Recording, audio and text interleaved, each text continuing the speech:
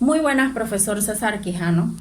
Por último, para hablar sobre lo que es la antropología del parentesco, eh, según lo visto en el video y analizado, se puede decir que la teoría del parentesco se puede dar de diferentes formas, como por ejemplo uno lo puede determinar a través de la línea sanguínea, y también lo puede determinar según la sociedad. Se puede ver que en algunas sociedades hay personas que no necesariamente tienen que ser familia consanguínea para poder unirse como tal, pues como familia, valga la redundancia. También puedo hablar, por ejemplo, sobre... el video mencionó diferentes autores, pero el que descubrió, el que determinó más bien lo que era la teoría del parentesco fue el Lewis Henry Morgan. Y se basó en los cirocenses, donde se veía que la mujer era la que llevaba por herencia, era la que según esa línea o esa tribu, por ejemplo, ellos determinaban que la mujer era la que llevaba la línea sanguínea. Y bueno, actualmente no es así, porque por lo general la línea sanguínea se lleva a través más que todo del hombre. También podemos hablar sobre lo que es los diferentes tipos de parentesco, como por ejemplo están los parentescos biológicos, en donde tienen que ver, por ejemplo, mamá, papá, hijos, nietos, sobrinos, y así sucesivamente se va dando la línea consanguínea. También habla sobre lo que es el parentesco artificial, donde ya vemos una sociedad en donde, por ejemplo, se toma en cuenta y se dice, bueno, este es mi compadre, esta es mi comadre, bueno, esta es mi familia, en donde se toman a los amigos y se dicen, bueno, ese es mi mejor amigo, es mi familia, y a veces, como quien dice por ahí, los amigos se vuelven más familia que incluso los hermanos. También, para ir aterrizando un poco, se vi en el video sobre lo que son los tipos de matrimonios. Hablaba de los matrimonios monogámicos, que son los que más se conocen actualmente, en donde hay una pareja compuesta por dos personas, en este caso heterosexuales. También pueden haber parejas homosexuales que son monogámicas, pero el video hablaba un poco sobre la parte de que habían algunos que no necesariamente tendrían para formar sus familias, pues que haber un lazo sexual que concibiera otra persona y pudieran determinar su familia, etcétera. También hablaba sobre lo que era la poligamia, que es el matrimonio entre dos o más personas, ya sea, en este caso se habló sobre dos subpuntos derivados de la poligamia, que era la poliandría y la poliginia. La poliandría es como quien dice la mano, es una sociedad más que todo de agrícolas, donde ellos se dedicaban a lo que era la mano de obra, y eso se daba más que todo como en los países árabes. Actualmente se dan en los países árabes. Y la poliandría se da más en áreas como Asia, el Tíbet, por ejemplo.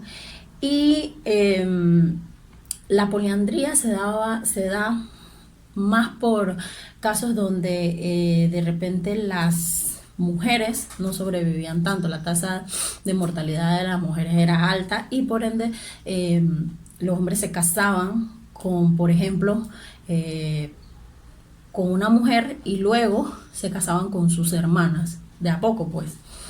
Entonces todo esto trata de dar como un aspecto más a profundo de que no somos, o sea, no determinamos nuestras familias como actualmente en la sociedad se da. O sea, nosotros aquí creemos en que nuestra familia viene siendo consanguínea, pero existen ciertos grupos, pequeños grupos en diferentes países, nosotros lo podemos ver actualmente, que hay personas que no determinan su familia necesariamente por una línea sanguínea, sino que también lo determinan por algún tipo de afecto.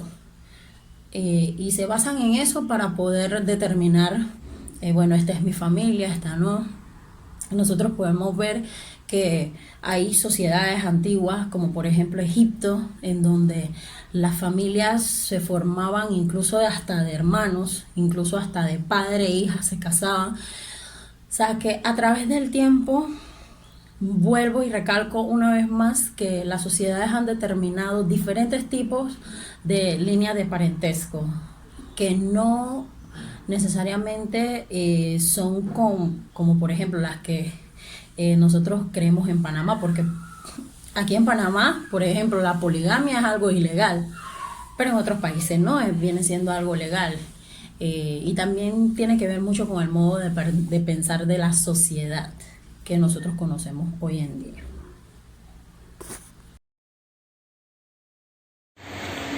Buenas tardes, profesor César Quijano. El día de hoy le voy a explicar sobre el tema sistema de parentesco. Bien, el sistema de parentesco se trata de la relación de la familia que existe entre varias personas por pertenecer o proceder a una misma familia. En el parentesco podemos distinguir entre grado de afinidad y grado de consanguinidad. ¿Qué es la consanguinidad? Es el parentesco natural de una persona con otra u otras que descienden de los mismos antepasados. Está la afinidad y la alianza, que es más bien la relación de parentesco entre una persona y la familia de cónyuge. Es decir, surge a través del matrimonio. Por ejemplo, pareja o matrimonio. Los suegros en su relación con los yernos, los cuñados y los sobrinos. En este caso, de los sobrinos se trata de los sobrinos políticos. Por otro lado está el parentesco artificial. Son más bien los lazos sociales y que son calificados de manera genética como parentesco artificial.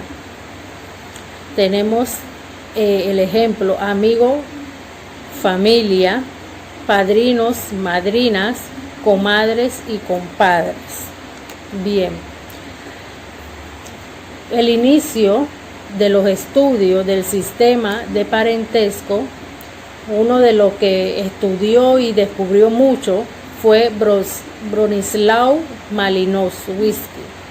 Fue uno de los primeros en tratar el estudio de campo, en ir a vivir en una tribu.